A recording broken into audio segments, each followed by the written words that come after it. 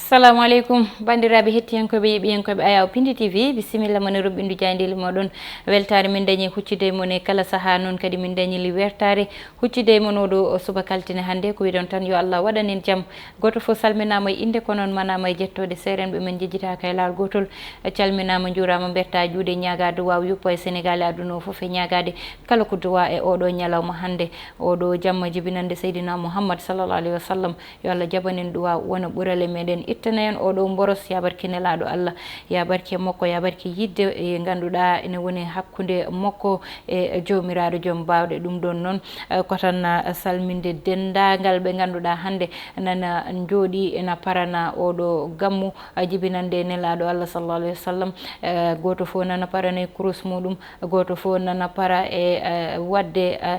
duwawuji wadde naafilaji e oɗo jamma hannde mo ganduɗa ko jaɓanaɗo o jeyɗum kono kadi jiɗaɗo o jeyɗum kono ɓurɗo o jeyɗum oɗon woni Seydina Mouhammad sallallah alayhi wa sallam koye ɗi konngodi udditen tigui roɓindu jayndeli meɗen hannde noon ko ɓuuri tengtude e jayndeli ɗi ine jeeya hen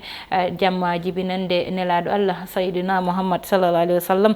kono kadi banggal dawrugol kadi men nayo payen hen ɗum ɗon fof nani nder jayndeli ɗi e nanguendeli ganduɗa dañi hakkude ɓe ganduɗa kamɓe goni banggal politique nani nder jayndeli ɗi ma en gar hen joni joni. Hande noon uddita roɓɓindu jayndeli meɗen oɗo subaka altine hannde on ji noon mi yewama hannde saabu Moussa Niang ala ɗo on kono mon paam ko gammoyɗo so Allah jaaɓi joni jiiton moɗo e plateau o so Allahu lamɗo jaaɓi ɗum ɗon mbaɗa sana udditirde jayde l'observateur ari e gammu hitande ujunnaji ɗiɗi e nogas e goho woni gammu poɗɗo yuɓɓinede oɗo jamma altine hannde ɗum ɗon noon e wiide mabɓe tan ɓe mbi ɓe garti e ɗum ko ganduɗa kañum woni juma mo Tiwawon artude hen e sekereji muɗum kono kadi ko mofti ko oɗo juma noon mo ganduɗa ko juma mama mawɗo walla mbiyen mo ganduɗa kanko woni Alhaji Malick Sy radiyallahu taala anhu ɗum ɗon noon maɓe gartu hen no fewi ɓe garte banggal dawrugol noon wi an mon ji natal o mo ganduɗa kanko woni Aminata Mbengue Ndiaye gonɗo e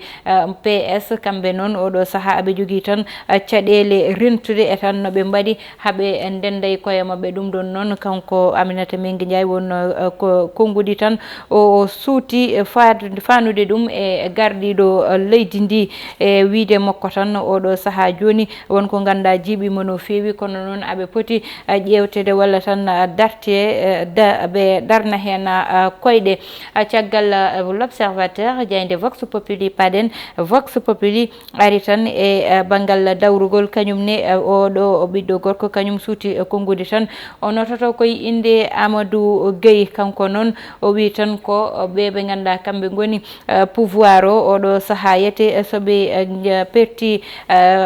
ɗum ko ganduɗa ko kañum woni local uji ɗi mataw tan saboto ɗum ko gurdam musɗam ɗam e cogguli cerɗi ɗi e ko way noon ko ɗum jogori wonde tan ko ganduɗa ma won locol yanayi gardiɗo leydi ndi o wi noon e luldiɓe ɓe kamɓene ɓe keddaki caggal saabu saaha foof aɓeni ƴewtinda nanggodirale hakkude mabɓe ɗum ɗon ne wona ɓurale hakkude mabɓe mo ganduɗa kañum ne nana fododira to banggal mum to woni Moïse Sarr kañum ne wi tan ko ma waɗa défier 13 Faye toon to ganduɗa woni wuuro mabɓe to ne woni Diarére ɗum noon ko haɓade tan hebde mairie o oɗo ɓiɗɗo debbo nototoɗo inde Fambaye Mbow kanko noon wattidima wasde fittandu makko caggal nde ganduɗa hewɓe walla yoga hen sénégalais ji ina ganduno mo joguino raafi biyeteɗo trompeuse oɗon raafi noon koko ɓurnuno ɓandu ndu ha saabi oɗo ɓiɗɗo debbo nde paranteno gam yaltinede leydi ndi wasi fittandu muɗum yo Allah yurmo yafomo jayde quotidien le quotidien ari e financement ji DER noon e nder leydi meɗen Sénégal oɗo ɓiɗɗo debbo wino tan kone waɗane financé ko tolni milliard uji capantati kono noon o heeɓi tan ko milliard uji ɗiɗi piccal joyyi ɗum noon o wi ɗo joni ko heddanimo ko ina heewi gam tan o wawa faade liggey makko ha joni tan ɓe mbi toon to diwan mo Casamance to masque uji ɗi jani hewɓe noon keptinama e banggal ngal ngal ganduɗa ko kañum woni wadde ko fewani kamɓe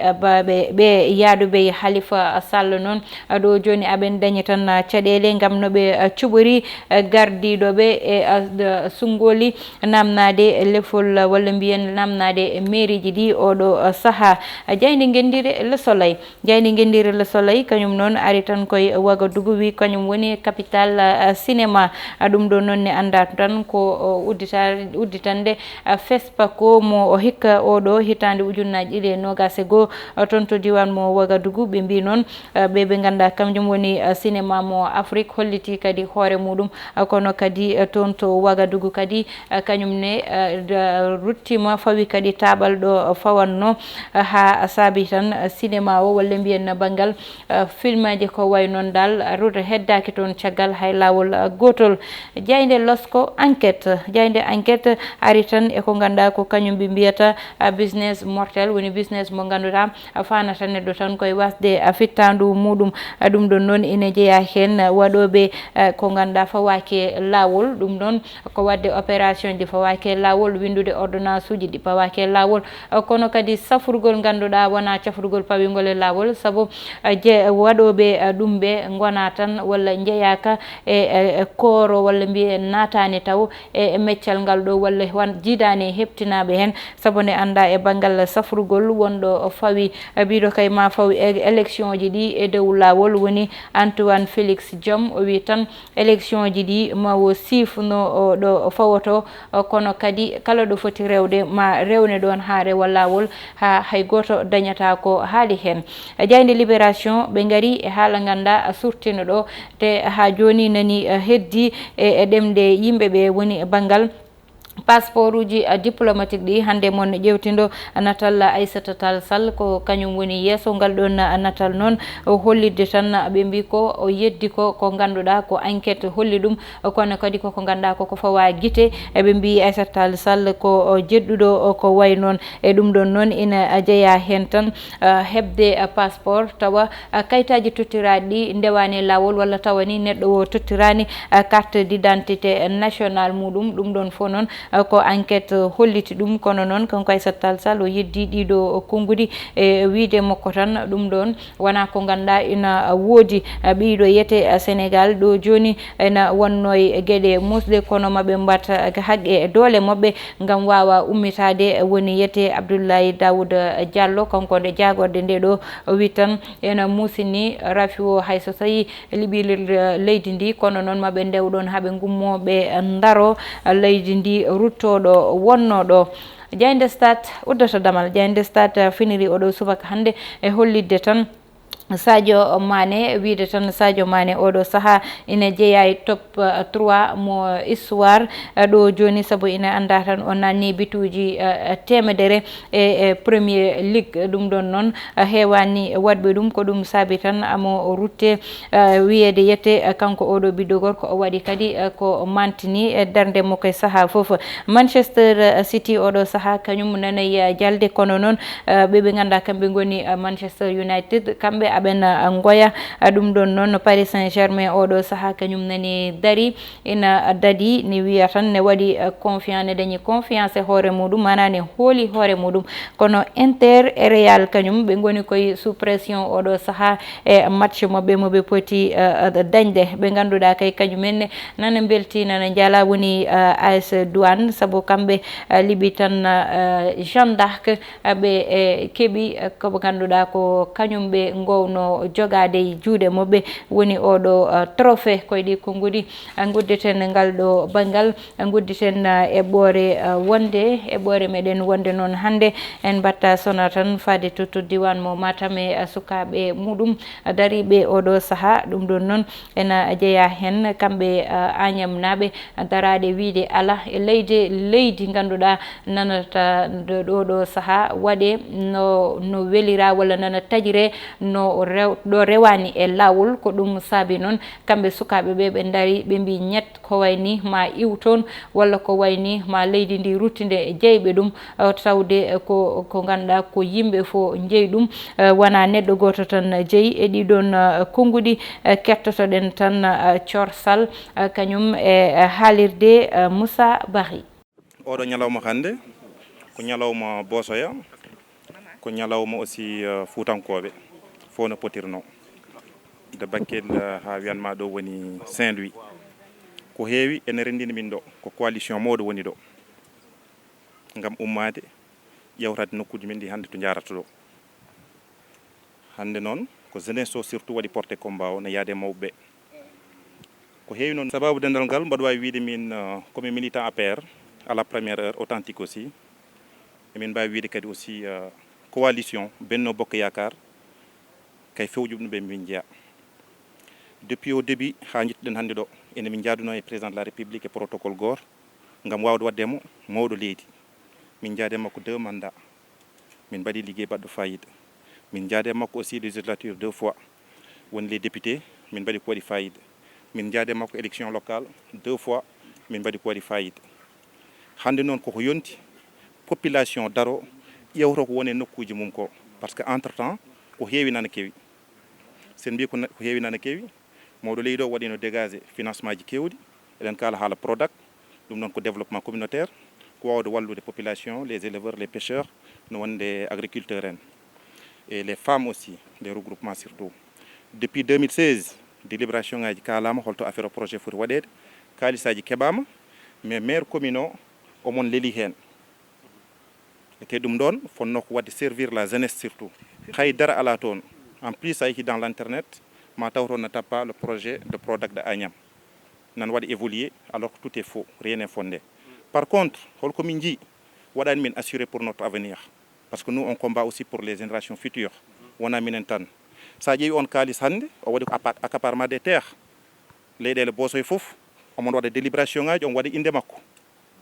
compatriote o haali joni en wolof sa ari Agnam Thioday plus de 30 hectares e inde Farba Ngom état Sénégal rokkani mon droit sa yeehi Civol omon toon waɗi clôturé des hectares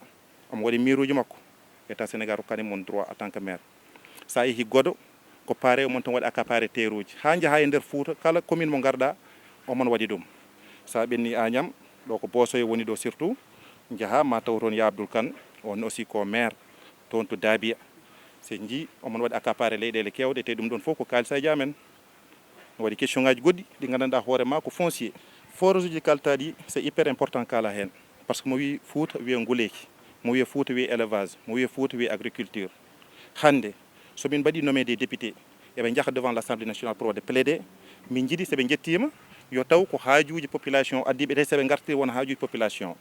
caggal Thior Sall en batta sona kadi yaadude Salla Dia noon oɗon keptini ɗum ɗo e nder galle o ko ɗo liggoto kono kadi ɓe kolliti saabu so darde darima wiide ala so yonti goto fof darato ko darde muɗum ɓe daranima diwan moɓe no hannirta ni wiide tan ko rewani lawol ko yo itte toon ha laaɓa ceer en batta sona heɗade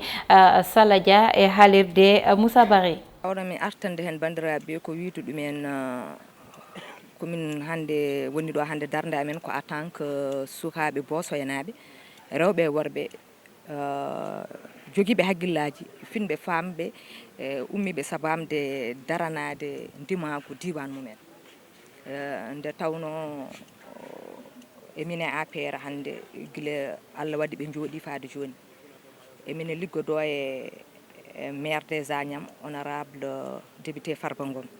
duuɓi hande limtinɗi yama minen fof koye responsable uji rewɓe e APR min jeeyano min mboɗo jeeya e membre fondatrice uji les Amazones de Farba donc min ligginiɓomo duuɓi kitali kono ligguey o wonano haydara sowona sabamde développement diwan amen min jeehi noon hamin jii diwan amen nana hefte diwan amen nana tampine te kala deƴƴuɓe ene foti joganade ɗumen haaloɓe wona neɗɗo fof wawi haalde neɗɗo wona neɗɗo fof kadi wawi habtade kadi so tawi neɗɗo jeeyama e diwan muɗum aɗa foti wawde woni debbo woni gorko o wonɗo jiita diwan ma ne faana aɗa foti wawde darade kaɓonoɗa ɗum ha keeɓa ndimagu ma ko ɗum woni hande minen fof min denti minen ɓeɗo rewɓe e worɓe sabamde wawde haaldude e population d' abord diwan amen to to Bosoye par ce que eɓen gumnaɓe donki famde won hen wawde findindeɓe e wawde kadi wadde annoncé beele président de la république ene wawa andude holko woni e leydi ndi par ce que hande won ko heewi kono wona e leydi ndi taw joomu anda hande sen garte financement des femmes en tant que min debbo eɗen gandi hande duuɓi Moustapha Diop o yeehi to Fouta meɗen yaltini financement baaɗo e banggue rewɓe hande duuɓi kono haydara min jiyani hen hay debbo goto yiyani hen jiiɗo fof kadi yo haalnam sona taw ko jiiɗo coodaɗo yalta wiya koko yi kono ko woni gonga ko ala jiiɗo te yaltirano ko sapamde rewɓe te enen fof ɗen gandi nde ari nde o rewni ɗum koye junggo Farba Ngom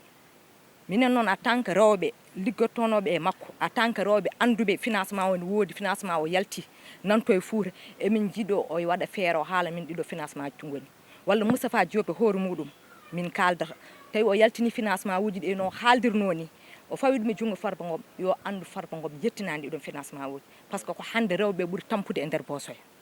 ko hande ɓe ɓuuri lorde e nder Bosoya te mon fof ne andi développement bawɗo wonde foof hay goto wawi yaade sans sukaɓe e rewɓe ko sukaɓe e rewɓe jogui aduna o ko sukaɓe e rewɓe jogui développement o donc minen rewɓe sukaɓe rewɓe e nder Bosoya walla responsable ji rewɓe e nder Bosoya min mbi hankkandi min jaadani e Farba par ce que emin gandi guila o woni guila APR jooɗi faade joni kanko tan wonata ɗon maire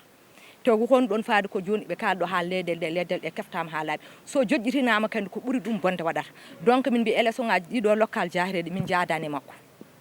emin ƴeewa holko wawi arde momtani min gondi amen e bawɗo wonde foof noon tout sauf Farba Ngom par ce que minen rewɓe jiyani hen koye amen eyyi neɗɗo aduna Allah o sa itti hunde a wattat hunde neɗɗo a wawi wiide a yaadani e neɗɗo taw a addata goɗɗum donc so tawi min mbi min jaadani e Farba min gandi ko kanko ko makko koko royaume mamin mbaɗ décision o so yonti inchallah mamin kalano so Allah jaaɓi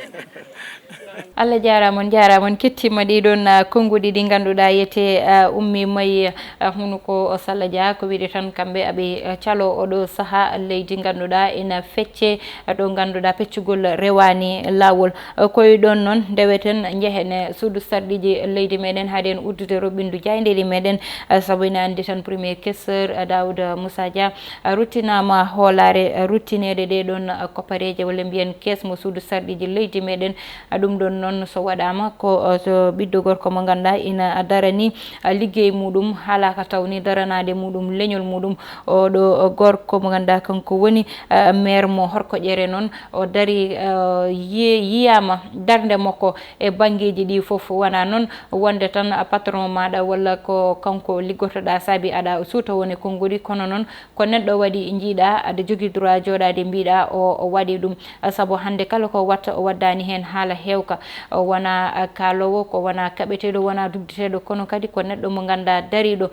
kanko o haɗani tan e banggal ngal ɗo woni liggey walla wonde tan sarɗi yanke wiide ko hen kaɗanmi kono amone ndema amone gaynaka amone banggal gongal e gongal dillude hen gam tan ko nawri leydi makko yeeso te kala ko jogui o ƴetti hen ko sukaɓe ene liggote ko way noon sohla e nder leydi meɗen so goto fo darima nde ɗon darde wati tan hatnude hoore muɗum ko wawi ko walla ko woni haqqille mum ko ma wot ko ganduɗa ko ma addu ballal te ko ɗum gardi ndi sohli ko ɗum jeunesse o sohli ko sukaɓe ganduɗa ko dariɓe joguiɓe haqqillaji ina jajna ɗin haqqillaji fanude ɗum e banggal liggey oɗon liggey so yanñama goto fo heƴni hen ma Aissata Ndiaye heƴni hen ma